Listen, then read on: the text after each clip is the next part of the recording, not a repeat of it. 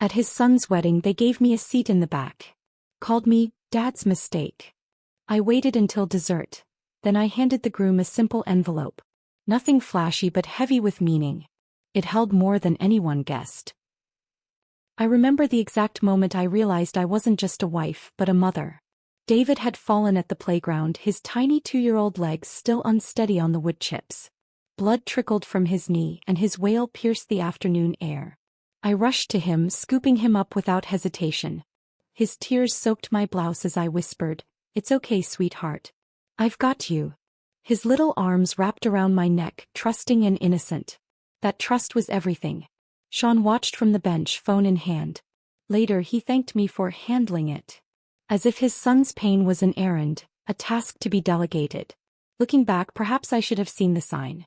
I'd met Sean at a mutual friend's dinner party 6 months after Charlotte died. He seemed hollowed out by grief, a man struggling to balance work and a toddler. I fell for his quiet determination, his gentle way with David. We married quickly, too quickly perhaps. But the sight of David's wide eyes watching me every morning as I made his breakfast cereal made every doubt vanish. Those early days were a whirlwind of learning. I'd never changed a diaper before, never soothed nightmares or checked for monsters under the bed. I stayed up nights reading parenting books while Sean slept, determined to get it right. When David caught pneumonia that first winter, I took 3 weeks off work, sleeping in a chair beside his hospital bed. Sean visited during lunch breaks, bringing coffee and updating me on work projects. "You're a natural," the nurses would say, assuming I was David's biological mother. I never corrected them. In my heart, the distinction didn't exist.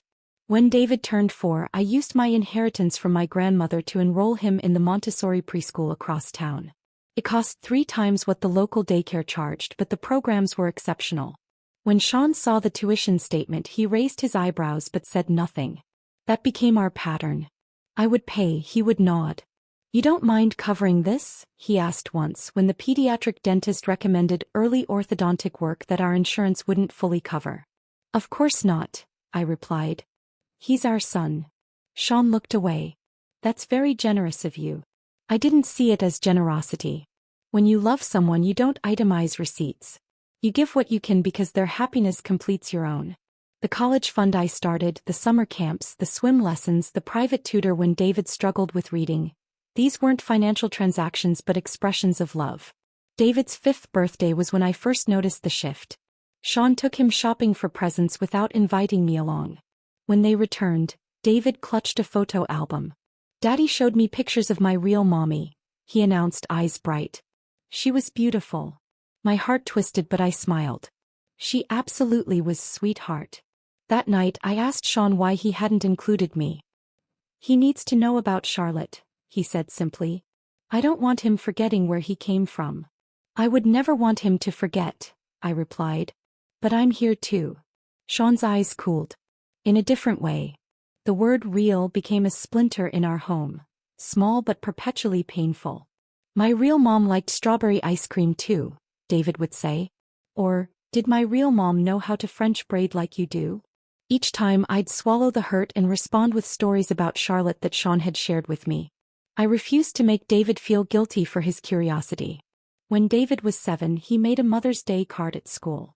I found it tucked deep in the trash. "Happy Mother's Day," crossed out and replaced with, "To Eleanor," in Sean's handwriting. I cried in the laundry room that evening, the washing machine's hum masking my sobs. Yet there were beautiful moments too. The night David crawled into my bed during a thunderstorm, seeking comfort from me instead of his father. The proud smile he flashed when I cheered louder than anyone at his first soccer goal. The time he fell asleep against my shoulder during a long car ride, completely trusting. "Why doesn't David call you Mom?" my sister asked during a rare visit. We were watching him play in the yard, Sean at work. "It needs to be his choice," I replied. "I don't want to pressure him." "But you are his mom," she insisted. "In every way that counts."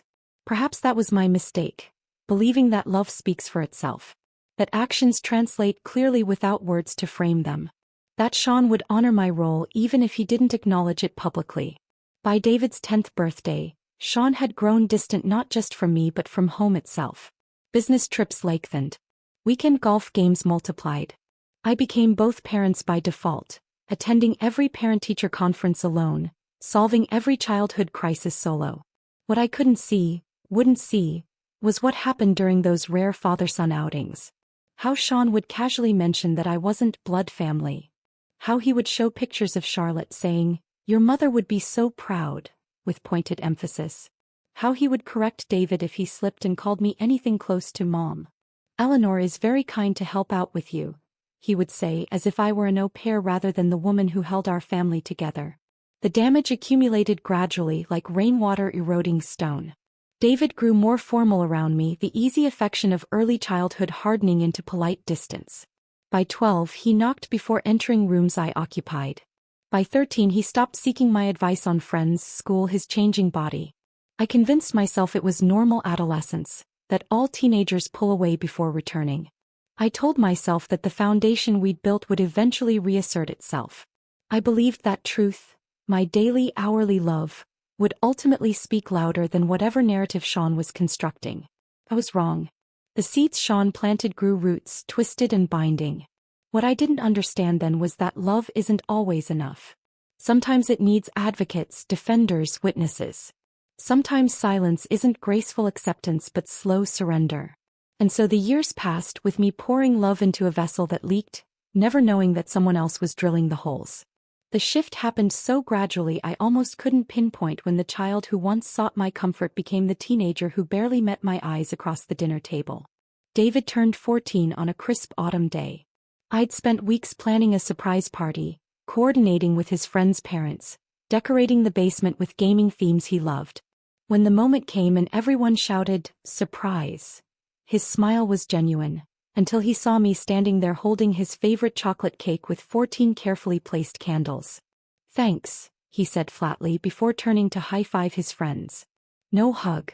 Not even the quick, embarrassed one I'd grown accustomed to receiving in public.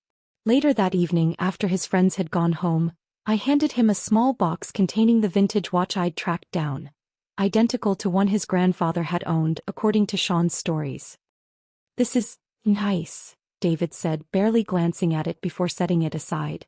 He saved his real enthusiasm for Sean's gift.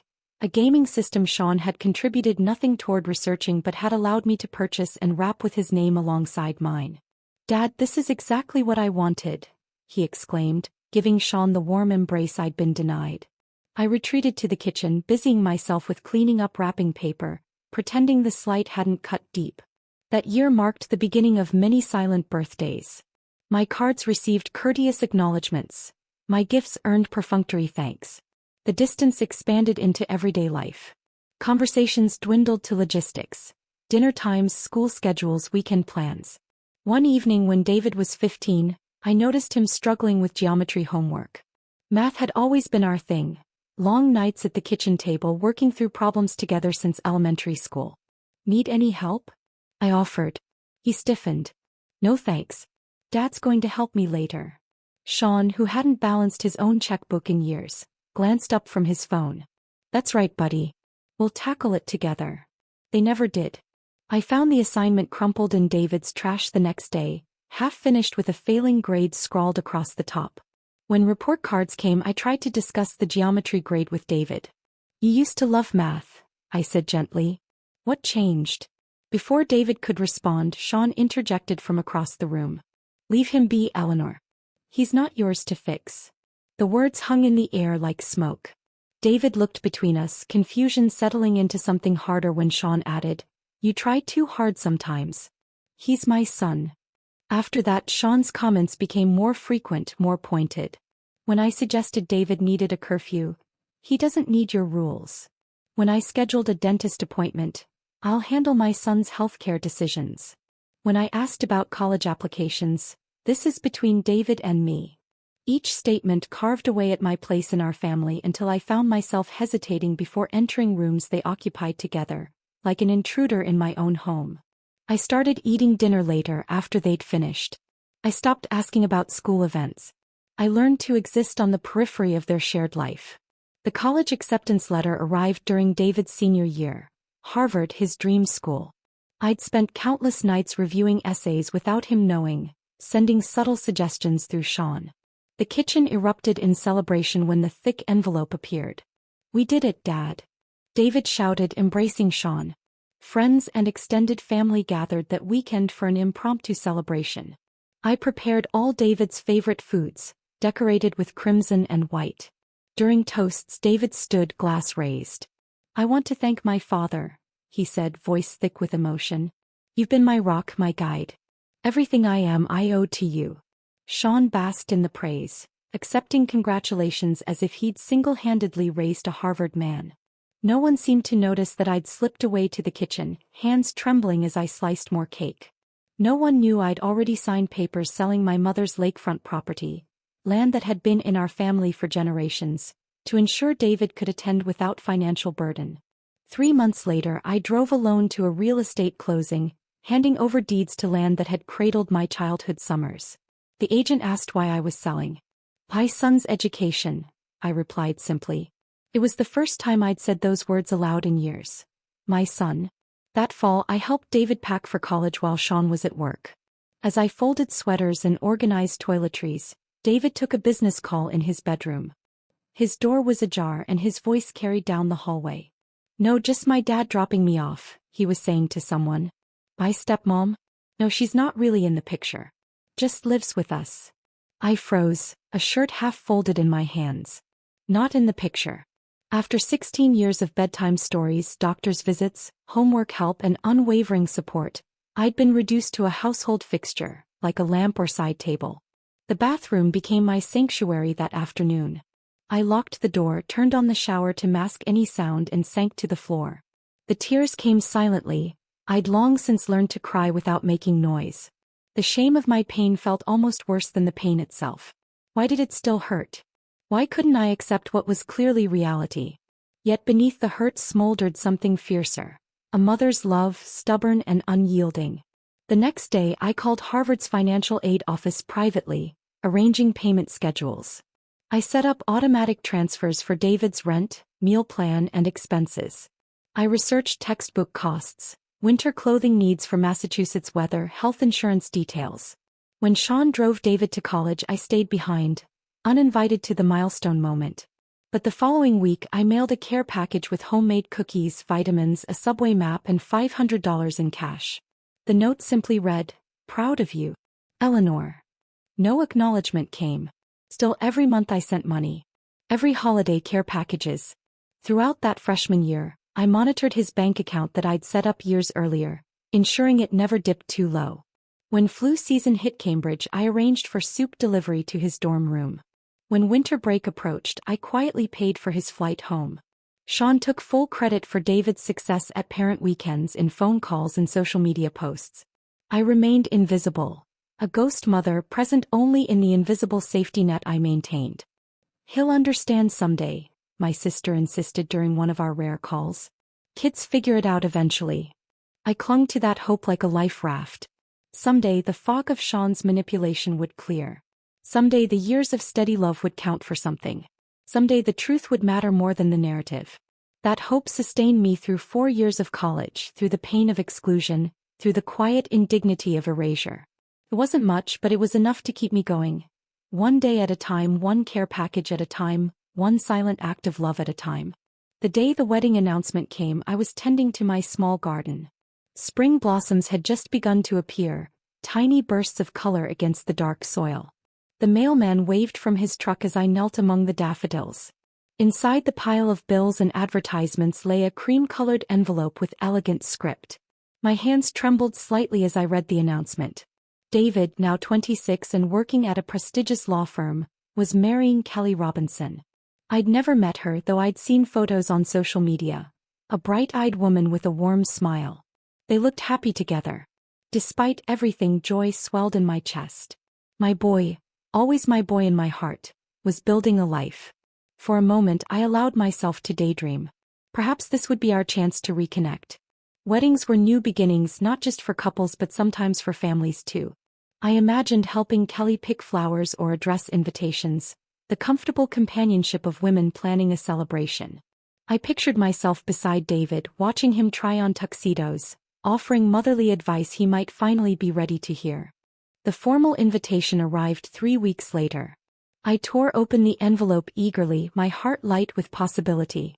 The card was beautiful, letterpress printing on heavy stock, a watercolor border of blue hydrangeas. I ran my fingers over the raised text, savoring the moment before reading the names.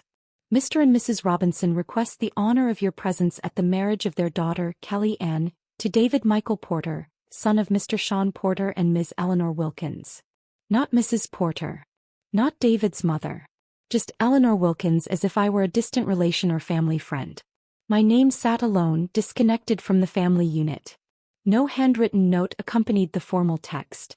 No, can't wait to see you, or, hope you can make it. Just printed words, the same ones sent to distant cousins and work colleagues.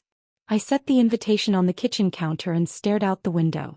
24 years of my life dedicated to that boy, and I'd been reduced to an afterthought, a name to be accommodated rather than celebrated. The phone rang that evening, Sean, his voice overly casual. Got the invitation? He asked. Yes, it's lovely, I replied, keeping my tone neutral. Good. Listen, David and I are meeting with the venue coordinator tomorrow. They need a deposit check. Of course. The financial expectation remained unchanged, even as my role diminished. How much? I asked, already reaching for my checkbook. The amount he named made me wince. Nearly a third of what remained from my aunt's inheritance. But I wrote the check without comment and left it in Sean's home office. 2 days later, a text from Sean. Caterer needs deposit too. Sending details. No invitation to join the tasting. No request for input on the menu. Just the expectation of payment. In the months that followed, I became a silent investor in a production where I had no creative input. Florist bills appeared on my desk with post-it notes in Sean's handwriting. David's wedding. Photographer deposits, band bookings, transportation arrangements. All presented as fait accompli, with only the financial obligation left for me to fulfill. I drained my savings account. I liquidated stocks my father had given me decades ago. I never complained, never questioned. Each check I wrote felt like a final act of motherhood. One last gift to the child who didn't see me. Kelly called once, her voice hesitant. Eleanor? It's Kelly. David's fiancée. Hello, dear, I said warmly, heart leaping at this small connection. How are the wedding plans coming? Great, she said. David's dad has been so helpful. I just wanted to check if you're coming to the rehearsal dinner?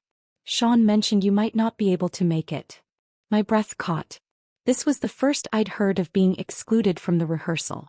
I hadn't heard about any scheduling conflict, I managed. Oh. Well, it's at the country club on Friday at 7. Sean said something about you having a prior commitment. The lie stung sharper than the exclusion itself. I had no prior commitment. How could I? This wedding had become my sole focus. I'll be there, I said firmly. Silence on the line, then. Great. I'll tell Sean to add you to the count. Add me to the count. As if I were an unexpected +1 rather than the woman who had raised the groom. The rehearsal dinner proved to be just the preview of what waited at the wedding. I sat at a table with distant relatives who asked repeatedly how I knew the family. Sean gave a heartfelt speech about watching his son grow into a man, carefully constructing a narrative that excluded me entirely.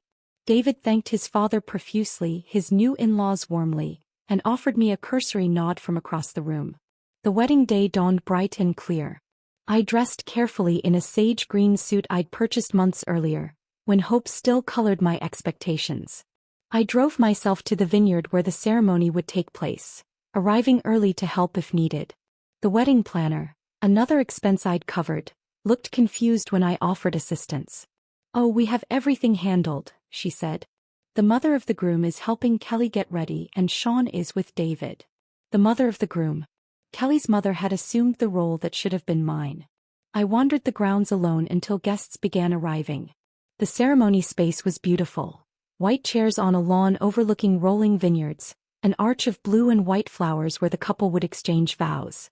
I found my program on a seat in the back row, far from where family would sit. As I settled into my assigned place, I overheard 2 women behind me. Which one is she? One whispered. Back row, green suit. Dad's first mistake, the other replied with a chuckle. The real mom died years ago. Dad's first mistake. The words carved into me like a physical blow. Is that how I'd been described to others? As Sean's error in judgment, A regrettable detour in the family story? I sat frozen as the ceremony began, as David and Sean walked down the aisle together, as vows were exchanged and rings presented. I smiled mechanically in all the right places, applauded when others did, stood when directed. Inside, something was hardening, not my heart, which remained full of love for David, but my resolve. At the reception, my isolation became physically manifest. The seating chart placed me at table 19 in the farthest corner of the tent, with colleagues from David's firm who looked surprised when I introduced myself as his stepmother. From my peripheral position, I watched the family table laugh and toast, a tight circle of belonging from which I'd been deliberately excluded. I considered leaving. The humiliation burned like acid, eating away at my composed exterior. What was the point of enduring more of this calculated erasure? But as the servers began clearing dinner plates, preparing for the cake cutting and dessert, a strange calm settled over me. I reached into my handbag and felt the edge of the envelope I'd placed there that morning. Simple white stationery, unsealed, containing papers I'd compiled over months. Stay until dessert, I told myself. Just stay until dessert. The truth had waited 24 years. It could wait another hour. The wedding cake gleamed under the reception lights. 5 tiers of white fondant accented with sugar flowers that matched Kelly's bouquet. David and Kelly stood behind it, champagne glasses in hand, radiant with joy as the photographer directed them through the ritual. The silver cake knife caught the light as they made the first ceremonial cut together. Their hands overlapped in a picture-perfect moment. Applause rippled through the tent. I joined in mechanically, my hands moving without conscious direction. My mind had detached from the spectacle, floating somewhere above the celebration, watching myself watch them. The DJ's voice boomed across the space. And now, ladies and gentlemen, the father-son dance. Sean stepped forward, straightening his tie with practiced confidence. David's face lit up as they met in the center of the dance floor. The music swelled, some classic rock ballad that Sean had always loved. They moved awkwardly but earnestly across the polished floor, Sean's hand clapping his son's shoulder in that masculine display of affection that had always existed between them. "Ladies and gentlemen," David called out as the song ended, his voice thick with emotion, "a toast to my father, my greatest role model and best friend." Glasses raised throughout the room. Sean basked in the adoration, his arms slung casually around David's shoulders. Neither of them glanced toward table 19. The moment crystallized 24 years of invisibility. I could have been any stranger, any distant acquaintance witnessing this celebration. No one would have known I'd been the one to teach David to tie his shoelaces, to help him through his first heartbreak, to drive him to SAT prep classes every Saturday for 6 months. As the servers circulated with cake slices, I knew my moment had arrived. My fingers found the envelope in my purse. A simple white rectangle containing 2 decades of bank statements, canceled checks and transfer receipts. I'd compiled them methodically over 3 months, retrieving records from safety deposit boxes and old filing cabinets. The evidence of a mother's devotion, documented in cold financial terms. I stood, smoothing my skirt with suddenly steady hands. A strange calm had settled over me, the tranquility that comes with absolute certainty. I was done being erased. Done with the polite fiction that had defined our family. Done pretending that truth didn't matter. The path to the head table felt endless. Guests turned to watch my approach, conversations faltering as I passed. I felt rather than saw Sean's attention shift, his smile freezing as he registered my movement. David was laughing at something Kelly's father had said when I reached him. His eyes widened slightly when he noticed me standing there, surprise not warmth.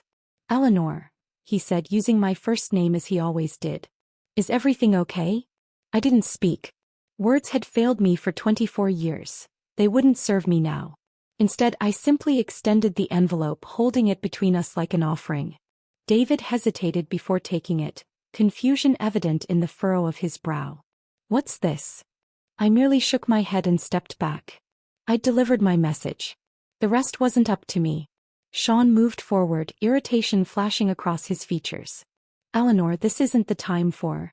I turned and walked away before he could finish, my back straight, my steps measured.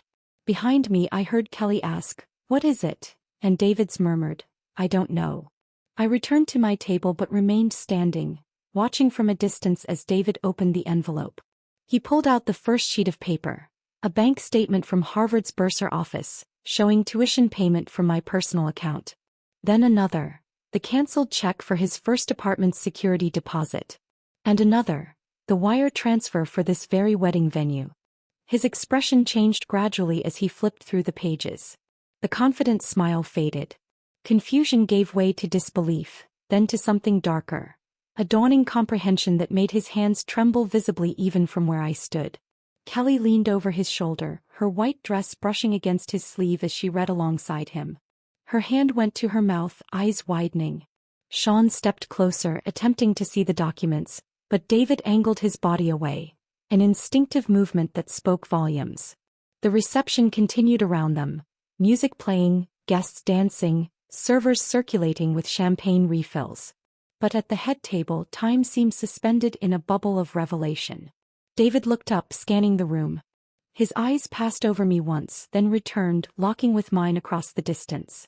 For the first time in years, he truly saw me, not as his father's wife, not as a peripheral figure, but as a person with agency and history and unacknowledged sacrifice. Kelly touched his arm, leaning close to whisper something in his ear. He nodded slowly, still holding my gaze. Then Kelly straightened, her expression resolute as she surveyed the crowded tent. Her voice carried clearly through the ambient noise when she spoke to him. "Go get your mother." The word hung in the air like a spell. Mother. Not Eleanor. Not stepmom. Mother. David stood, the papers clutched in his hand. Sean reached for his arm, saying something urgent that I couldn't hear, but David shook him off with uncharacteristic firmness. Guests noticed the tension, conversations faltering as attention shifted toward the head table. The DJ, oblivious to the unfolding drama, continued playing upbeat dance music that now seemed jarringly inappropriate. I remained still as David made his way toward me, weaving between tables with purpose. His face had lost its celebratory glow, replaced by an intensity one hadn't seen since he was a determined child trying to master bicycle riding or complex math problems.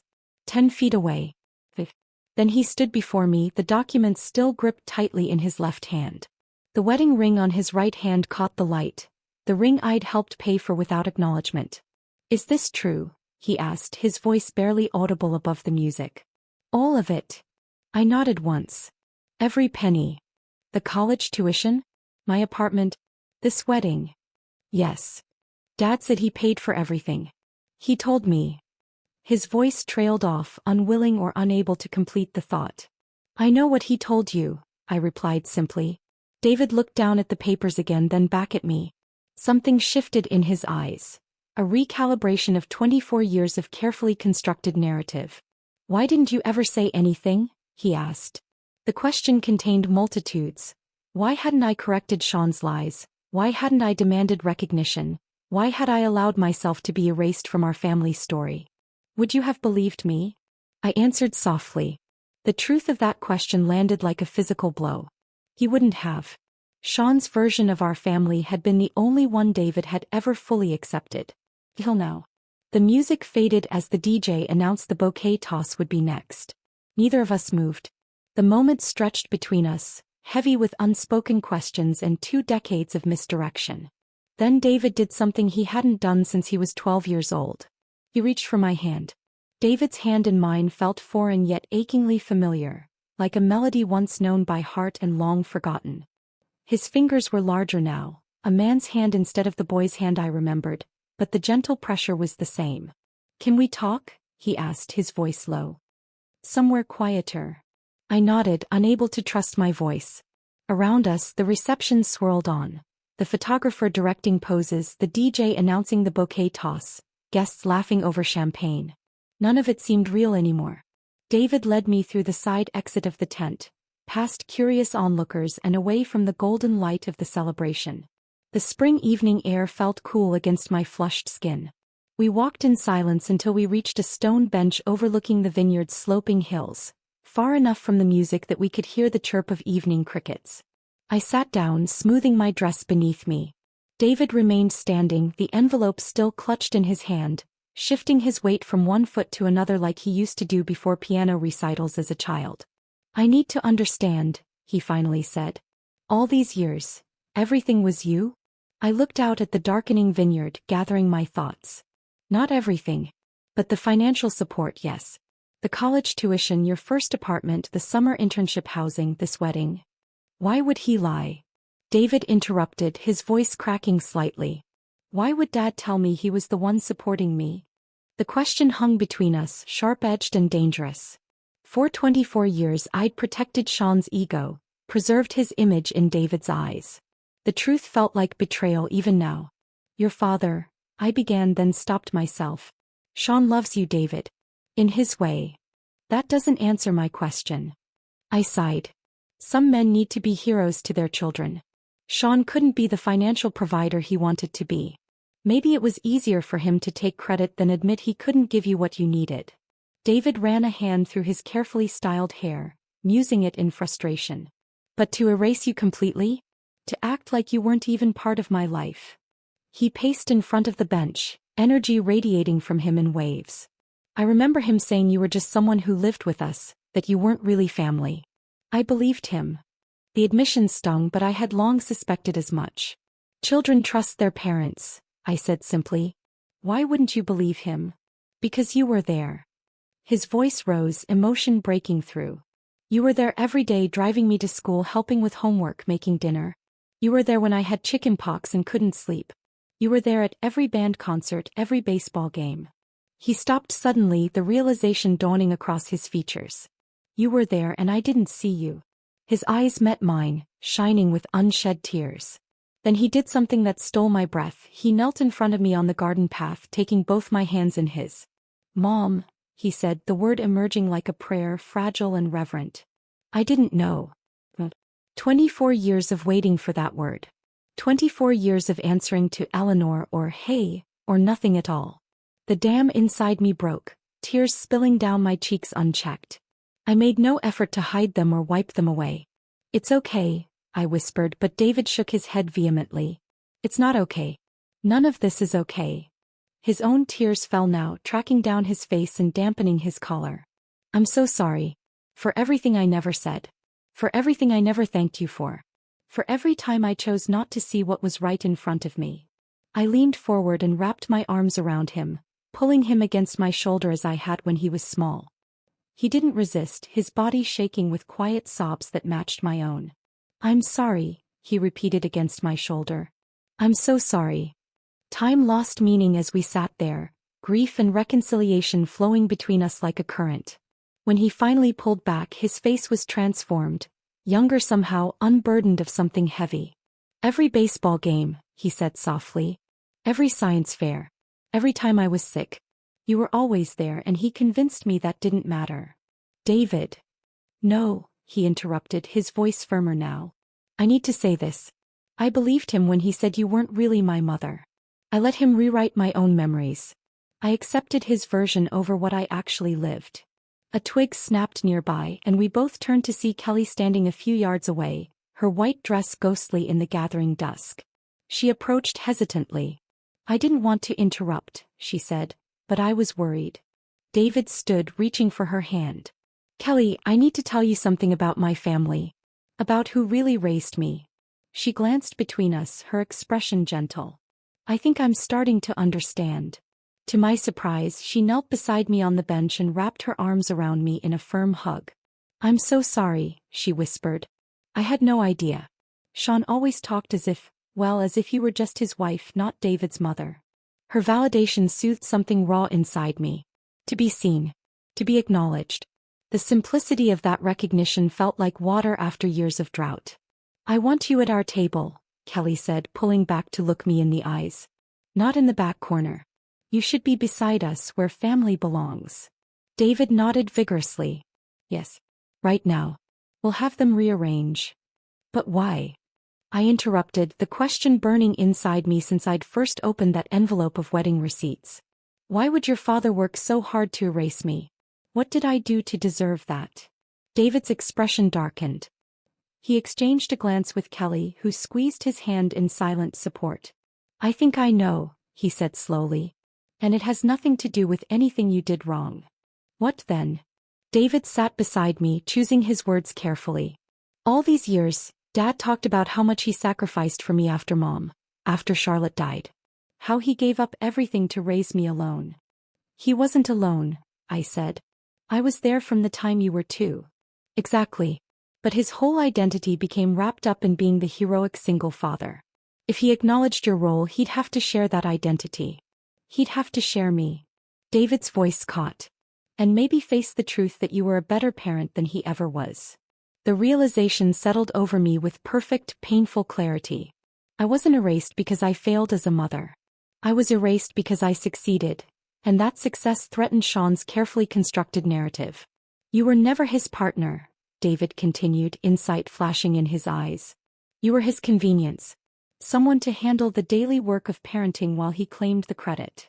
I winced at hearing my own thoughts spoken aloud. He's still your father, David. Yes, he acknowledged, but not the father I thought he was. Not the hero I've spent my life trying to impress. His shoulders slumped slightly. Do you know how many decisions I've made just to make him proud? Law school. Firm. Even parts of this wedding. Kelly placed a hand on his arm.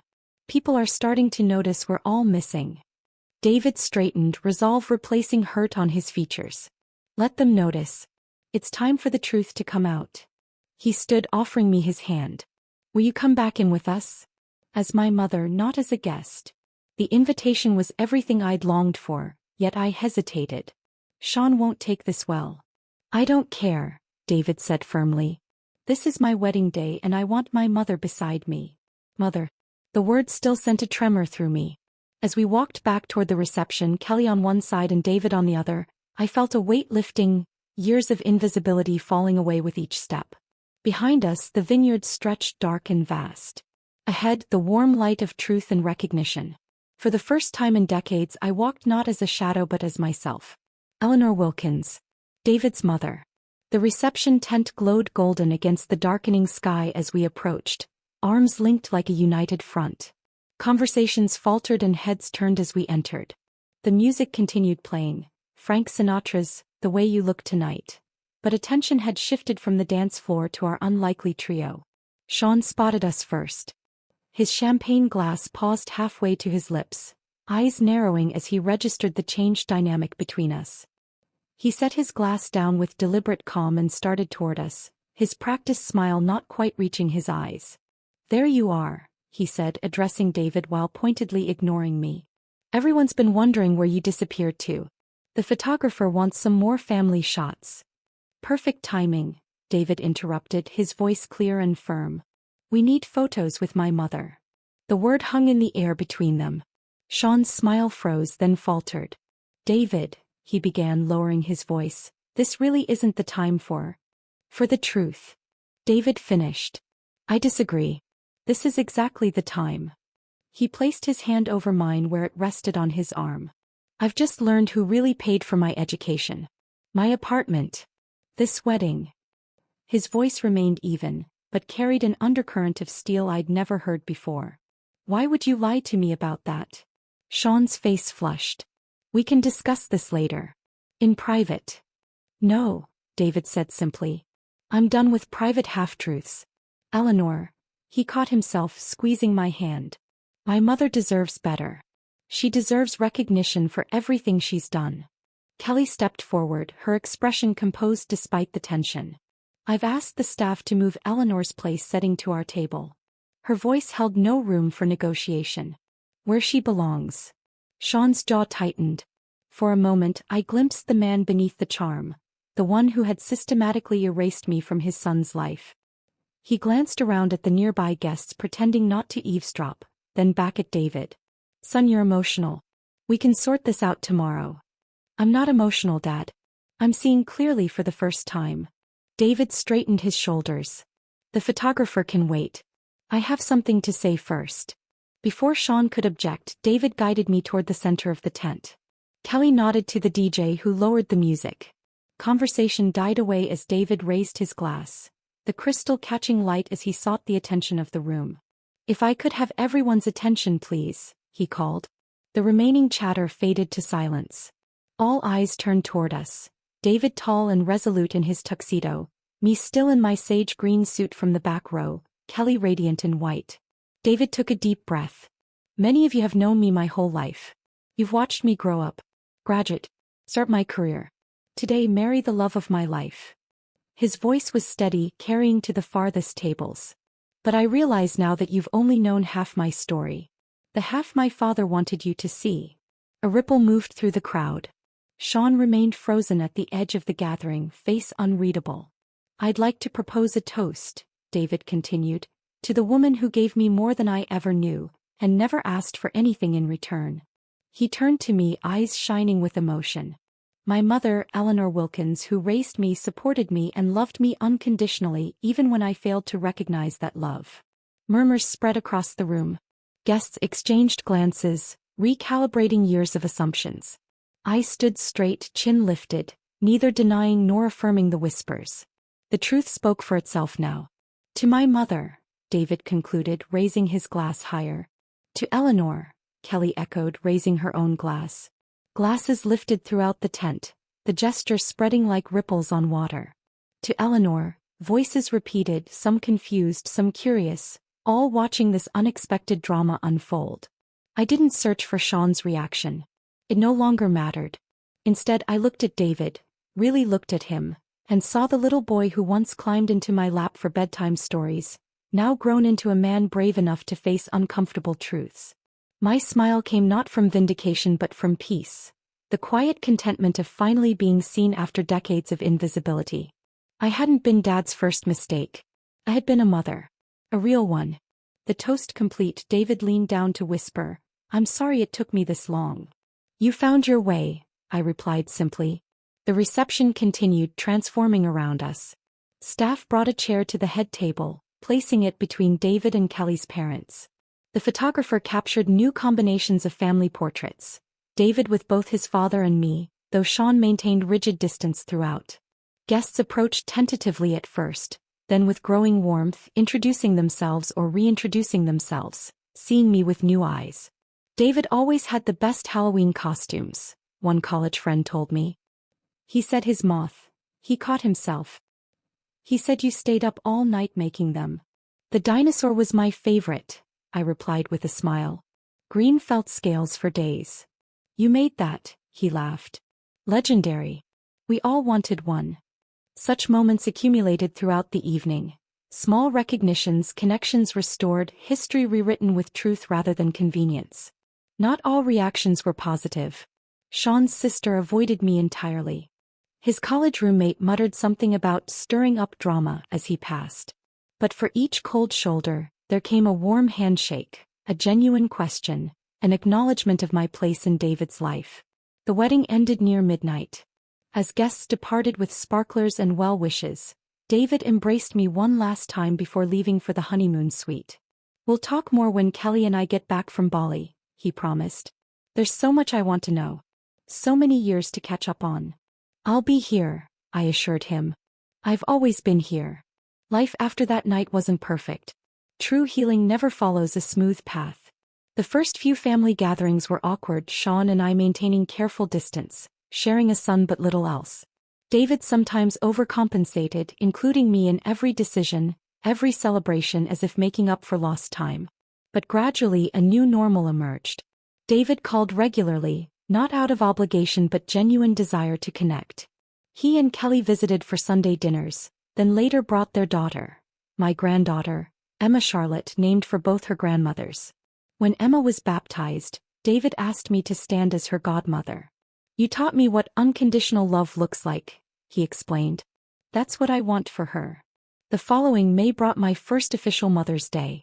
The doorbell rang early, revealing a delivery man struggling with an enormous bouquet of wildflowers. Not formal roses or lilies, but meadow blooms in riotous colors, the kind I'd always preferred. The card read simply, "You raised me twice, once with love, once with truth. I needed both.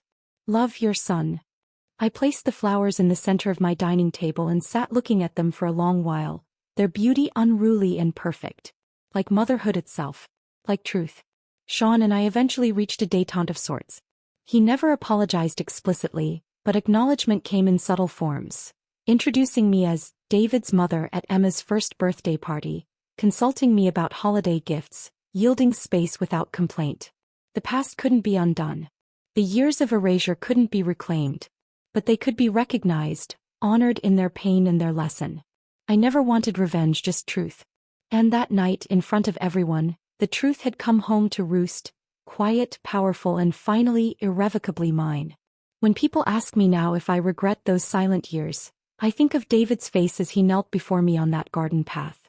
I think of Emma's tiny fingers clutching mine. I think of the Mother's Day cards that now arrive without fail. No, I always answer. Truth finds its moment. Love finds its way home. And sometimes that journey begins with a simple envelope handed over at just the right time. If this story touched your heart, hit that like button. My favorite moment was when David finally called Eleanor Mom. What was yours? Share in the comments. Subscribe for more stories that'll make you feel something.